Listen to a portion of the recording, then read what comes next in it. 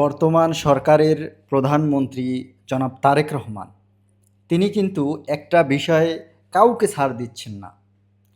সেটা সরকারের হোক, কোনো সচিব হোক, কোনো মন্ত্রণালয় এমপি মন্ত্রী যেই হোক, তিনি একটা বিষয় খুবই দারুণভাবে চালিয়ে যাচ্ছেন যে দেশের অর্থনীতিকে চাঙ্গা রাখতে বা দেশের অর্থনীতির এই যে অবস্থা সেটা থেকে উত্তরণের জন্য এবং বাংলাদেশের যে অপচয়, বাংলাদেশের অর্থনীতির যে অপচয়, এটাকে রোধ করার জন্য তিনি কিন্তু দারুণভাবে লেগেছেন। এক্ষেত্রে তিনি কাউকে ছাড় দিচ্ছেন না। এটা কিন্তু একটি সত্যি ভালো দিক। এই যে বিভিন্ন ব্যক্তি বা সচিব বা প্রশাসকের বিদেশ যাত্রা, সেই বিদেশ যাত্রার যে কতটা গুরুত্ব আছে সেটা বিচার বিশ্লেষণ করা, এ পর্যন্ত কিন্তু প্রধানমন্ত্রী তিনি তার নখদর্পণে রেখেছেন।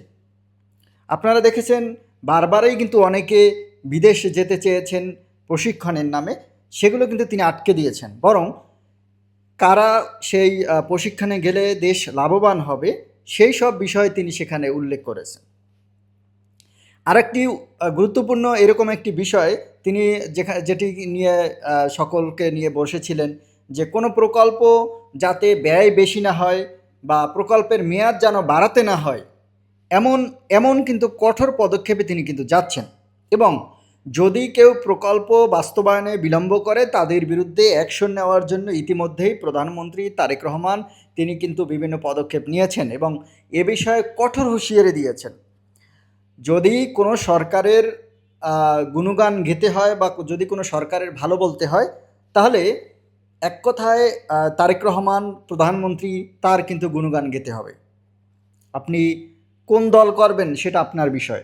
আপনি জামাত করতে পারেন, আওয়ামী লীগ করতে পারেন, বিএনপি করতে পারেন, এনসিপি করতে পারেন, বাট যে লোকটা ভালো কাজ করে তার ভালো দিক আপনাকে বলতে হবে। যেমন যদি এনসিপির কথা বলি যে হান্নান মাসুদের কথা কিন্তু আপনাকে বলতে হবে। যদি বলেন হাসনাত আবদুল্লার কথা কিন্তু বলতে হবে। কারণ তারা ভালো কাজ করছে, ভালো কাজ করে এগিয়ে যাচ্ছে এবং সাধারণ মানুষের জন্য, বিশেষ করে এনসিপির একজন ব্যক্তির নাম উল্লেখ করতে হলে আপনাকে হাসনাত আবদুল্লার নাম বলতে হবে। তিনি যেভাবে মানুষের জন্য কাজ করছেন, যে তিনি যেভাবে মানুষকে সংশ্লিষ্ট করে কাজের মধ্যে সংশ্লিষ্ট করে কাজ করছেন, সম্পৃক্ত করে কাজ করছেন, এটা কিন্তু অন্যান্য একটি উদাহরণ সৃষ্টি করেছেন তিনি। যদি আপনাকে বলা হয় খেলাফত মজলিসের যেমন এমপি হানজালা, যদি আপনাকে বিএনপির প্রথম কাউকে বলতে হয় যিনি জনগণের জন্য কাজ করছেন বা জনগণের কথা চিন্তা করে নিজে কাজ করছেন, সেটি আপনাকে এক নম্বরে এক কথায় প্রধানমন্ত্রী জনাব তারেক রহমানকে বলতে হবে। তার কোন উদাহরণটা দেব? তার দেশের ভিতর চলাফেরা, সাধারণ মানুষকে নিয়ে ভাবনা, তার ওয়াদার রক্ষা করার জন্য চেষ্টা করা, নির্বাচনী প্রতিশ্রুতি বাস্তবায়নের কথা শুরু করা, বা এই যে বিভিন্ন প্রকল্প বা অপচয় রোধ করা, এই যে কাজগুলো, এগুলো কিন্তু আপনি যে দলেরই হন স্বীকার করতে হবে। এজন্য বলি যে জনাব তারেক রহমান যে কাজগুলো বা যে পদক্ষেপগুলো নিচ্ছেন, এটা যদি তার অনুসারী অর্থাৎ মন্ত্রী এমপি তারাও যদি এইগুলো অনুসরণ করে, তাহলে দেশের উন্নয়নে বেশি দূর যেতে হবে না।